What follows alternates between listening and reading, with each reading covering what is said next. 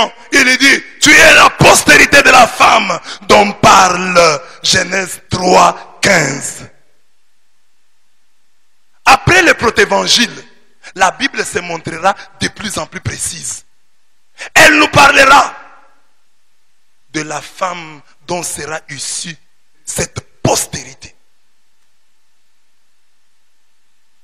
C'est quelle femme? Quelle est la femme? Parce que là on a dit la femme. Mais maintenant il faut préciser. Quelle femme? Quelle femme? Isaïe 7, 14. Voici, lisons, la jeune fille deviendra enceinte. Elle enfantera un fils. Et elle lui donnera le nom. Emmanuel. Elle lui donnera le nom. Emmanuel. Elle lui donnera le nom. Emmanuel. Elle lui donnera le nom d'Emmanuel.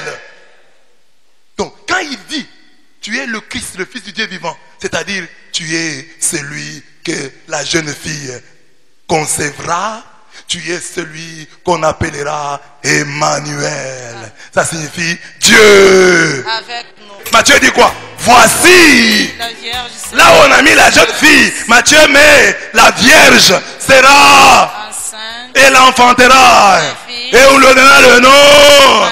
Ce qui signifie Dieu avec nous. Donc, maintenant on dit, on précise. La jeune fille, l'Alma, dont Isaïe 7 parlait, cette jeune fille-là, c'est une vierge. Il est né d'une femme. Mais comme quand même il devait marquer la différence. Il n'est pas né d'un homme. Il n'est pas sorti d'un arbre. Il n'est pas tombé du ciel tel un météore. Mais, pour montrer qu'il était exceptionnel, il n'est pas comme toi, il n'est pas comme moi. Il est né d'une vierge. Il est né d'une vierge. Quand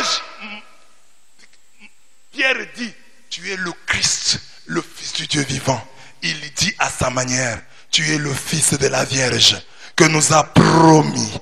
Isaïe 7, 14, c'est toi Emmanuel, c'est toi Emmanuel, c'est toi Emmanuel. C'est lui qui est avec toi. Il y a des gens qui cherchent les policiers pour qu'ils gardent leur maison. Mais tu as Emmanuel.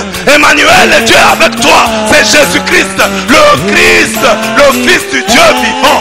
Il marche avec toi. Il te protège. Il ne sommeille ni ne dort. Le gardien d'Israël, il marche avec toi. Quand tu dors, c'est lui ta sentinelle. C'est lui ton gardien. Pourquoi ne peux-tu pas l'adorer? Lui qui marche avec toi, le grand Dieu, est devenu ton compagnon, est devenu celui qui marche avec toi.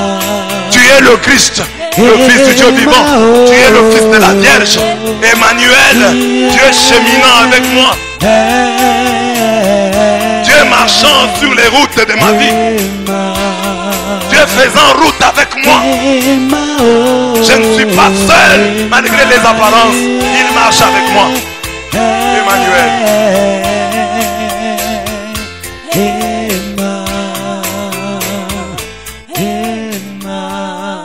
Voilà, Emmanuel. C'est lui. Donc, cette réponse de Pierre est remplie de toutes ces écritures. Parce que le Christ qui est là a été annoncé. Et quand Pierre dit, tu es le Christ, tu es celui qu'on nous a annoncé. Tu es celui que nous attendions. Or, on nous avait dit que la jeune fille, la Vierge, concevra et enfantera un fils. Il aura pour nom Emmanuel. Vous voyez, les noms de Dieu ne sont pas des accidents. Invoquer Dieu comme Emmanuel, c'est différent de l'invoquer comme les lions de la tribu de Juda, comme la postérité de la femme. Donc chaque titre de Dieu porte en lui une puissance, un miracle, une grâce, une bénédiction, une onction. Alors il faut savoir, maintenant, quand est-ce que je peux l'appeler Emmanuel? Car il porte beaucoup de noms. Emmanuel, c'est lui qui marche avec moi. Quand tu te sens seul, appelle-le Emmanuel. Emmanuel, c'est le Dieu des orphelins. C'est le Dieu des orphelines. C'est le Dieu des veuves. C'est le Dieu des veufs. Quand tu te sens seul, abandonné, sans secours, Appelle-le Emmanuel. Tu es avec moi. Tu es avec moi. Même si tout le monde m'a... Quand le monde t'abandonne, appelle-le Emmanuel. Appelle-le Emmanuel. Appelle-le Emmanuel.